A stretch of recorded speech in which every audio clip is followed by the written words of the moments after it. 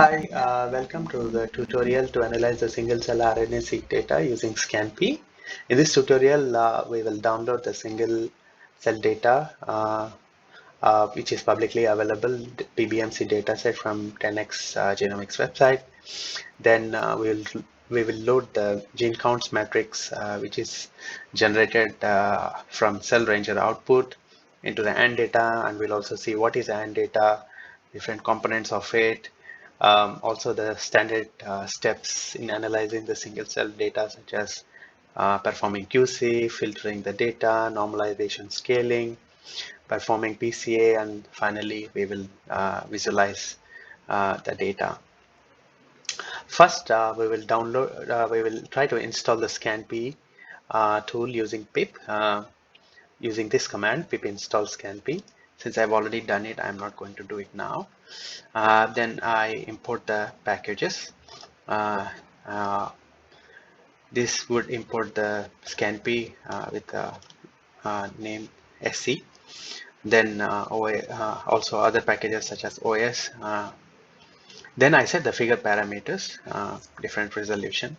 Then I would print the logging header. This would help me know what tools and what versions are being used for the analysis, and I'm making sure that I am using the right tool versions. So coming to the analysis, so in this tutorial, as I said, we are using the peripheral blood mononuclear cell data. So the data sets, so usually the scanpy actually comes with a pre-loaded data sets. You can open this website. This is the scanpy documentation. You can see under the dataset section, they have come up with some prelim data sets which you can just load and play with the analysis and run the analysis to understand it much better. PBMC 3K, PBMC 3K process, 68, Pol 15, etc. So we are actually going to perform analysis on 3K dataset. So when I run this command, dataset.pbmc3k, it loads the data into the AnnData object, which I name it here as AData. And when I print this, it shows me that it has 2,700 cells and then 32,000 genes in the columns. We can see the 10x datasets available here from this link, and also the explanation of the file formats in this link. Fundamentally, here barcodes.tsv represent cells, and the genes represent the gene IDs. Matrix represent the gene expression matrices. So the dataset is actually available here. I think when someone is trying to logging in for the first time, they may have to produce their email. So in this section, what we are going to download is the filtered dataset. So this would download me the filtered gene underscore BC matrices.tar file. I have already done this, so that's why I'm not going to download this, but I would show you, which is this file. There is a raw also, but for this analysis, we are going to focus on the filtered dataset. So once we download this, I will open the folder. So you can see these three files. This one I just put in, but basically these three files are the main files. So when I open this in the notepad, you can see the barcodes here. These are all actually the cells. And for the genes, these are the gene IDs and the gene names. And then here matrix, you can see the matrix data. So this data is actually stored in sparse matrix format, compressed sparse matrix. So basically we load this information into the AnnData object. So this is usually the cell ranger output. So I'm going to provide the folder location here into this variable called filt_folder path, and I'm going to show you what it looks like. So basically it's loading the file. So when I load the file from this basically, sorry, when I try to load the data from these three files, I need to use a different command. So it's 10x underscore mtx, and I give the tool the folder path, and I explain that var names are gene symbols, and then the data is loaded into the AnnData object. Now that we have loaded the data into the AnnData object, let's see what AnnData object means actually. So it's a Python object which is used to analyze the single cell data. Um, so it's built on top of pandas and NumPy libraries. So it is also very useful, easily accessible. It helps in the easy access of the data, and we can manipulate the different types of the data inside the object. It's made up of mainly, there is a nice figure available in their website. So you can see basically the AnnData object is made up of different data frames and matrices. So basically you see the X here. X is a gene expression matrix, which has ops names, which is cell names. So here we give the cell IDs, and var would be the data frame which has the gene names. Then comes the ops. Okay, sorry. X, ops, and var are discussed.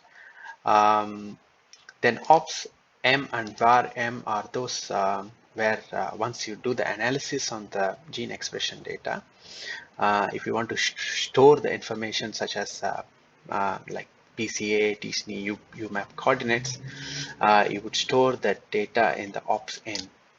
Whereas other structured data related to genes are stored in var-m. So anything which is related to cells is stored in either ops or ops m. The difference is ops m is mainly its structured data.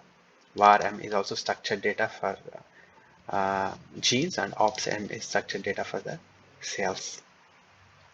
And then comes the ops p, which is if you have cell pair information, then that data is stored in ops p matrix. And var p is if you have gene pair information like such as similarity or distances, neighbors, etc. are stored in var p. I'm just going to reload this notebook.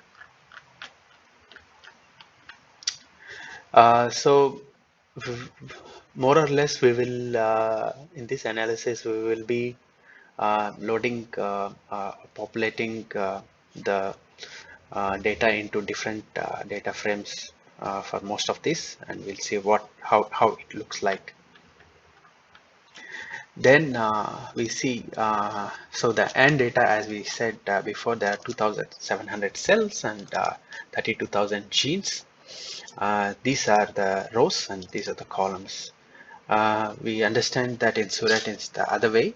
The rows are the genes and the column are the cells. A dot shape is also similar, gives the similar kind of output like the dimensions of the X matrix. Also ops.info and var.info also gives some information about the AnnData object here.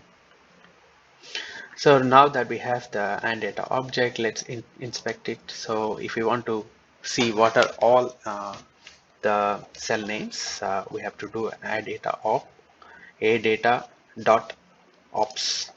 So this would print the 2,700 rows. If I just want to print the first few lines, as in the pandas data frame, we just have to put dot head.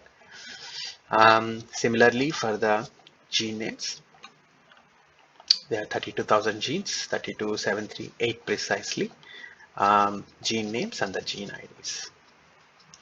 Now we have the central X matrix is actually shown that it has same 2,700 multiplied by 32,000 rows and columns, but the data is actually stored in compressed sparse row format matrix. This is actually because it's more memory efficient than storing the data in a large two-dimensional matrix. So now that we have a data, if we just want to see how it looks like if we have a 2D matrix, so we simply have to use this function called 2_df. So this would generate the cell IDs in rows and gene names in the columns, and actually the counts as a matrix here. So let's move on to the next section, which is quality control on AnnData object. Biologically, it might make sense to see what are the top genes which are expressed in different cells. So this highest expression XPR_ genes give us that information. Now I'm going to copy the AnnData object into another AnnData object.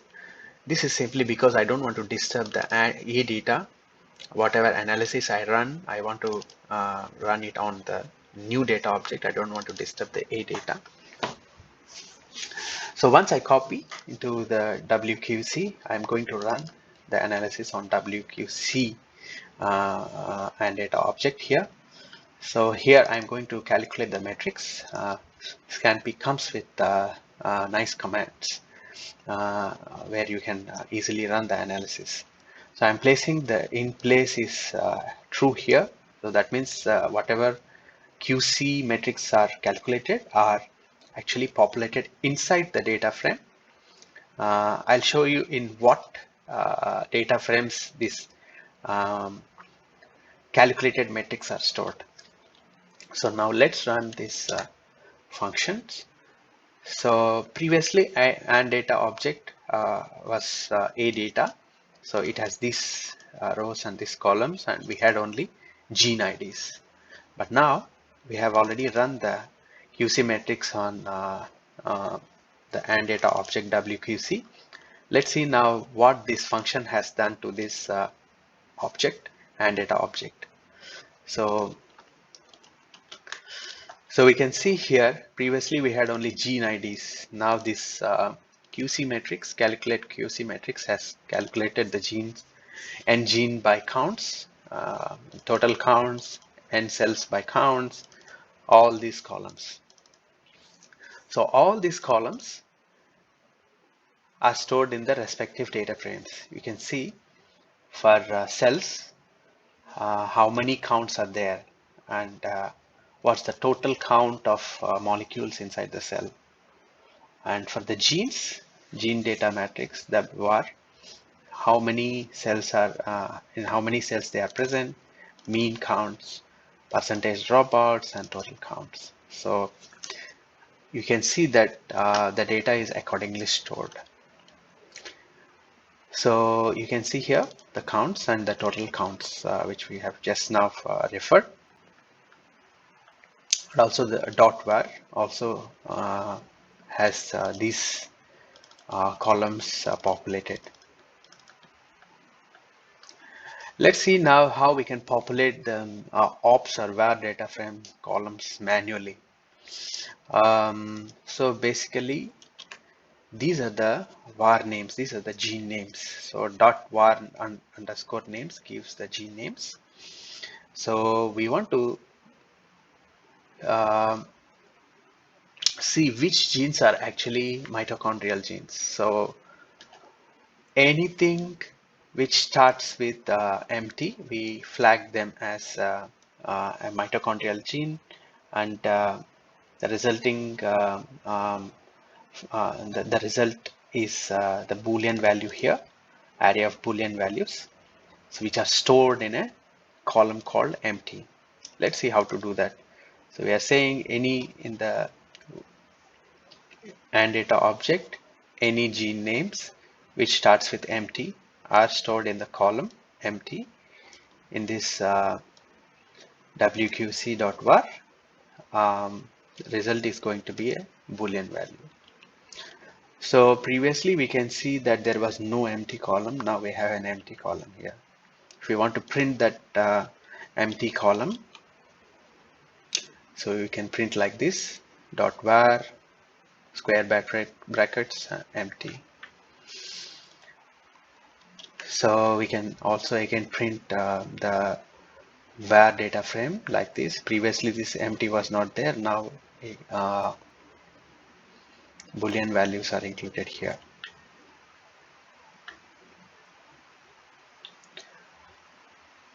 Okay, so this we have already done. Now we want to calculate the metrics not only for the other columns, also the empty column that we have just recently included into the var data frame. So we would give the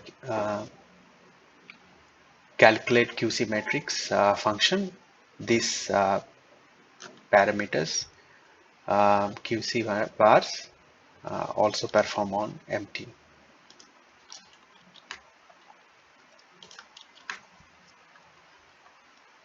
Now you can see previously there was no columns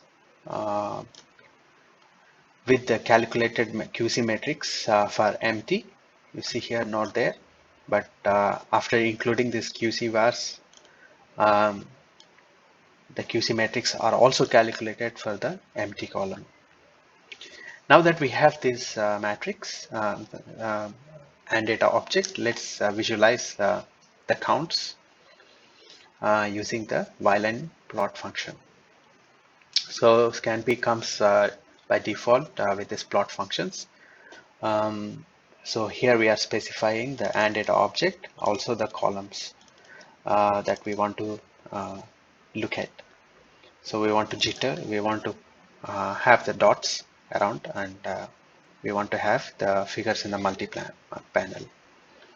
So basically here it shows a while-in plot with number of gene counts and total gene counts in the cells and percentage count in the of the mitochondrial genes. So we can also plot a much better way using the scatter plot. So we give the same AnnData object. X belongs to total counts, total molecules, and Y belongs to percentage count mitochondria, and color is gene by counts. So you can see there are few cells which have more than 5% of mitochondrial genes, quite a few, and they have very less number of total counts, very less number of molecules, but more number of mitochondrial genes. This plot is total counts versus the engine counts. You can see the total counts is very high, and engine counts is also very high. These might most probably be doublets where two cells might have become one. So this needs to be excluded. Yeah, so we can see that some of the cells have more than 5% mitochondrial genes and very low total counts. These most probably might be dead and dying cells. We can also see some of the genes, some of the cells with very high counts. So as a whole, we want to filter those cells which have less than 200 genes, which is what also a default setting in the tutorial. Also, we want to filter those cells with higher than 5% mitochondrial genes. We also want to filter the cells which might have mitochondrial genes less than 5%, but have higher genes expressed. These might most probably be doublets or etc. So we also want to filter the genes that have expressed in less than whatever cells that, for example, here it might be 3 cells. So we'll filter the cells and the genes. So I would again create a new AnnData object, and I would run these commands. So we are filtering the genes. So we are filtering the cells with genes less than 200. We are filtering the cells with um, uh, mitochondrial genes less than 5%. Also, we are filtering for the genes um, cells where the gene count is less than 2500. So all these would be stored in the AnnData object. Also, next step, we would filter the cells. um we would filter the genes that are expressed in less than um, 3 cells. So now let's plot the functions. So you can see previously you could see these points who are now filtered, and we don't see them anymore.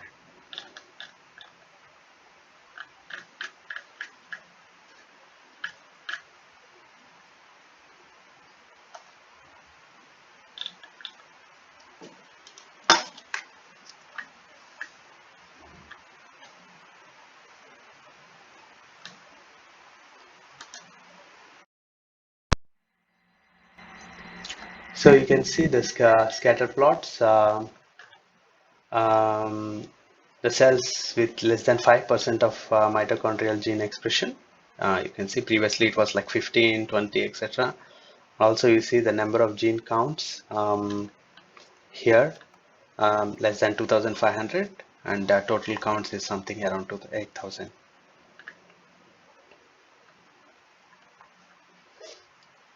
Then we will move on to the normalization and log transformation. Usually the normalization is done to adjust the sampling effects or technical biases in the data. Um, this would actually include the capture efficiency, whether a particular assay is able to detect the RNA in the cell, or maybe the amount of the RNA sequenced in the experiment is not sufficient, or maybe some other technical biases, such as maybe the performance of the instrument is itself causing some differences. So all these can actually introduce biases and variation in the expression data. So we want to normalize this the counts that we have produced, and we would do that to 10,000 reads per cell. So as usual, I would create a new AnnData object called norm data, and I would not touch this previous data, but I will do all the operations on this new AnnData object. So scanpy, again we use scanpy function normalize total, and we would give the AnnData object and normalize to 10,000 reads per cell. Then once we have done, we will do a log transformation. Log transformation is basically used to reduce the skewness in the data. It usually makes the visualization more easier. Um, so this is achieved using the scanpy function log1p, and we will run this. So you can see previously we didn't have an unstructured data of log1p, but now after running the normal function normalization and log_p, we have the data stored in unstructured data frame. Basically, this unstructured data is a little bit complex in the sense, not complex, the data such as dictionaries are actually stored in unstructured data. Um, then finding variable genes. We move on to finding variable genes. Usually the highly variable genes are actually subset of genes that usually exhibit the cell-to-cell variation in expression levels. Um, these actually high variable genes are influential in shaping the phenotype of organism and are often interest to the researchers. So that's why we want to focus on the highly variable genes. Also computationally, that would make sense instead of analyzing those genes which doesn't make any doesn't give us much data, does the much data also much biological insight. We want to focus on those genes which are very highly variable and can give us much deeper insight from the data. Sometimes the question is asked, what is the difference between highly variable genes and differentially expressed genes? The highly variable genes are actually the genes, gene expression, um, which are compared across different cells in the data set. The expression varies very high or low across the cells in the same data set. Whereas the differentially expressed genes, there are significant differences in the expression levels in the conditions or treatments. That's the main difference between the HVG and DEG. So in this case, we are not actually looking at two different conditions to analyze whether this gene is expressing significantly low or anything. It's just across the cells. It's sometimes high or sometimes low. So we again copy the AnnData into a new AnnData object, and then we run the highly variable genes using the default parameters. So we can see here the difference. Previously in the norm data and data object, we don't see the HVG information, but we have now HVG here. So it would actually look like this. So you can see the gene name, and so this is kind of a dictionary kind, which was I was talking about. So let's plot the highly variable genes. So this is the plot based on the dispersion of the genes for the normalized data, and this is for unnormalized data.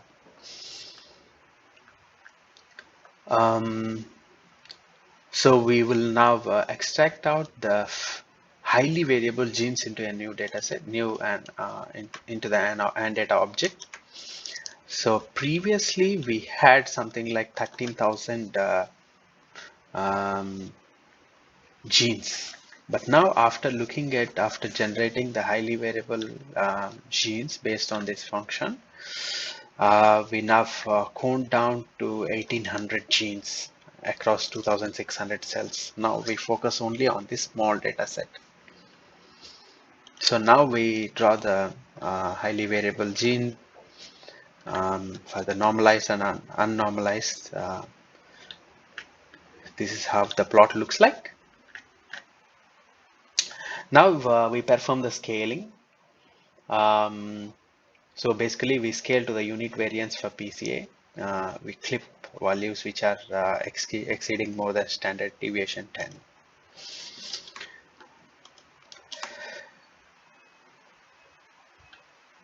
So previously you can see that in the var you could not find the mean and standard deviation. Now we have a mean and standard deviation. Now we move on to the dimensionality reduction with PCA. PCA is very useful tool for dimensionality reduction, and it's fast and efficient, and we want to find out the number of PCs where the data is actually giving us the meaningful information. So we want to run the PCA. So this can be achieved again by scanpy PCA function, tl.pca function. Then we see that ops_m. Ops_m is the data frame where, as I previously was mentioning, that all the PCA values are structured, where there is a structure of rows and columns is stored in PCA in the ops_m matrix. Also for the genes, these are the PCs which are stored in var_m. Now that we computed the PCA, let's plot the scree plot. Which are the, so what's the number of PCs that are actually contributing to variance, and we want to choose those number of PCs for the further analysis. So basically the thumb rule is when you see the it's like an elbow actually. When you see after the elbow point, or maybe the point where the curve starts to flatten out there, so that would be the point, the number of PCs that you want to choose. So in this case, more or less, looks like after 20, the curve is actually flattening out. So yeah, so basically this gives us the information of the PCs, which is able to explain us the various variants in the data. Then we can also load the um,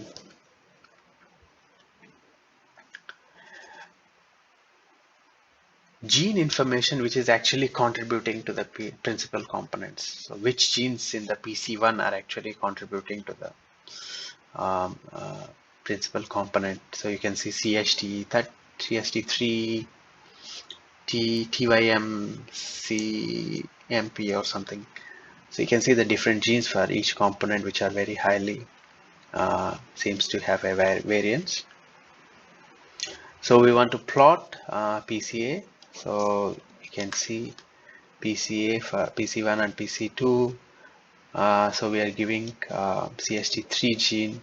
So basically in all these cells, the CST3 gene is expressed very high. So we now want to find the neighbors by computing the neighborhood graph. So basically we will provide the number of PCs which we have determined here. So I think we, after 15 or something, it's almost getting flattened out. So we choose 15. Doesn't make much difference if you choose 15 or 20, not so much difference, maybe slight difference. So we give here 15. So we calculate the neighbors. So now you can see that we have a new data frame where distances and connectivities are populated. So if I print this OPSP, you can see that pairwise arrays with keys, distance, and connectivities. So when I try to print, so you can see um, for the key and value, so you can see for the distances between this cell and this cell, the distance is this much. Similarly, between cell 0 and cell 136, the connectivity is this. So all this information is actually paired. So for this cell pair, information is actually stored in the OPSP matrix. So now that we have actually found the neighbors, now let's embed the neighborhood graph using the UMAP tool. So basically the gene expression, the cells are actually expressed in a non-linear manifold. Some cells may have similar patterns of the genes, but still they may not be of same cell type. So usually the PCA cannot, being a linear model, cannot actually capture the patterns based on the gene expression. So that's why researchers use tools such as UMAP and TSNE. These actually identifies the cells and that have similar patterns of gene expression and actually groups them together. So it is said that UMAP is better at preserving the global neighborhood structure compared to TSNE. So it also depends. People also use TSNE, but here in this case we would just use UMAP. So again, I copy into a new AnnData and we provide the AnnData object to the UMAP. So when I run this, so UMAP is running. So you can see previously I had only the PCA values, but now I also have UMAP values. So I'm just printing in the ops-m matrix. So ops-m, you can see PCA values here, whereas ops-m, you can see the X UMAP values also here. So AnnData accordingly stores based on the function and the data generated.